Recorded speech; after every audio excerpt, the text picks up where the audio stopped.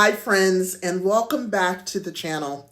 Today I want to have a heart-to-heart conversation about something I know many of you are grappling with. The loneliness that can come with being an authentic leader. If you've ever felt isolated while trying to lead in a way that stays true to who you are, this one's for you. So grab your coffee, your tea, your water, whatever, and let's dive in. Let's start with the truth that isn't talked about enough. Authentic leadership. The kind where you're intentional, you're transparent, and deeply rooted in your values. And sometimes that can feel lonely. Why? Because authenticity often requires walking against the grain of conformity and what's expected. You're challenging the norms, the status quo, disrupting all of that, daring to be different in spaces where conformity feels safer. Let's just be real. But here's the good news. While many of you may feel lonely at times, trust me, you're not actually alone. Many of us are navigating this road, and today I'm going to share 5 steps to help you not only survive, but to thrive as an authentic leader. So let's talk about step number 1, embracing your why. Authentic leadership starts with understanding your why. Why do you show up in the way that you do?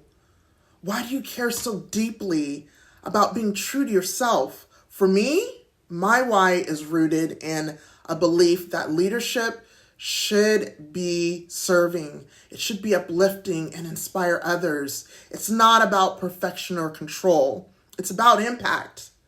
Now, let me be honest. For a long time, I felt like my leadership was about being perfect and that I had to lead in a way that really led me to burnout, dissatisfaction, and resentment.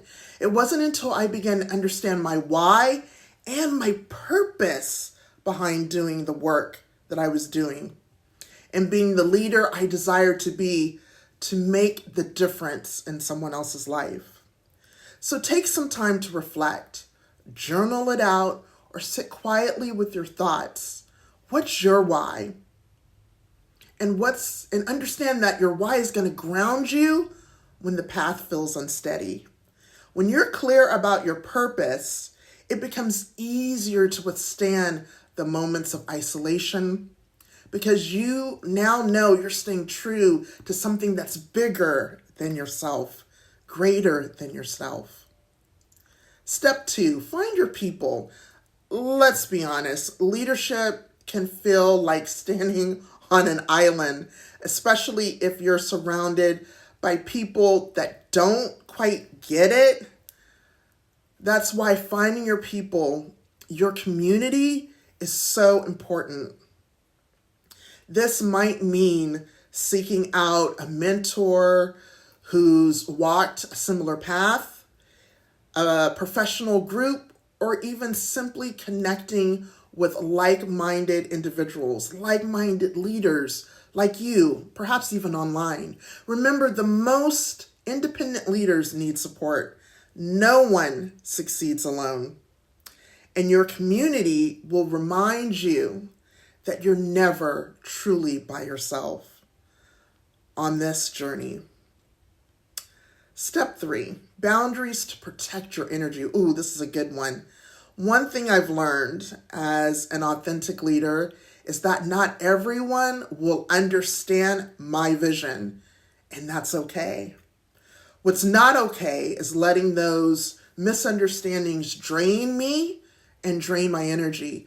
Boundaries are my best friend here.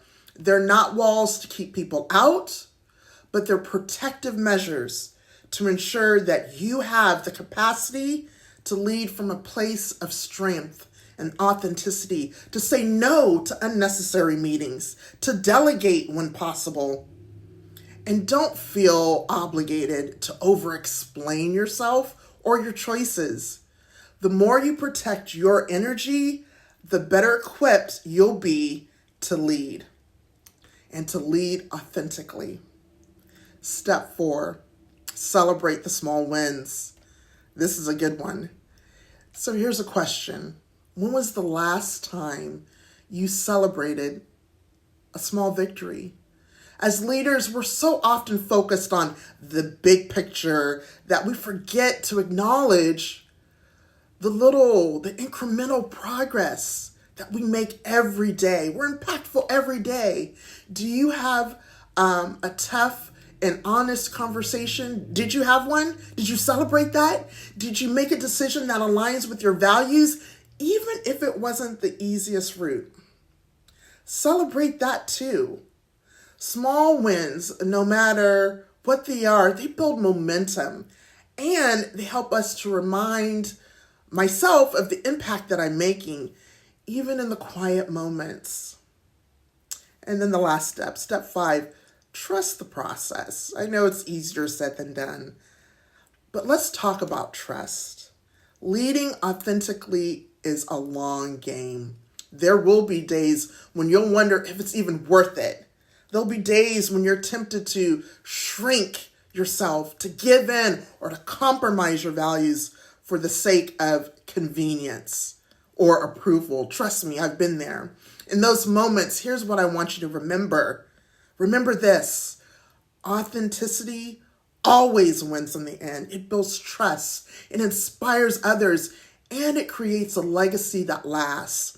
Trust the process, trust your growth, and most importantly, trust yourself. Before we wrap up, I want to leave you with this. The road to authentic leadership isn't always easy, but it's one of the most fulfilling journeys you can take. Along the way, you'll inspire others to be true to themselves. You'll be true to yourself. And isn't that what leadership is all about? Until the next time, thank you so much for spending this little moment of time with me. If this resonated with you, please like, share, and subscribe for more conversations like this. Let's go deep into this. And don't forget to leave a comment. I'd love to hear about your journey as an authentic leader. So again, until the next time, keep leading with courage and leading with heart. With love and gratitude, I'm Danielle.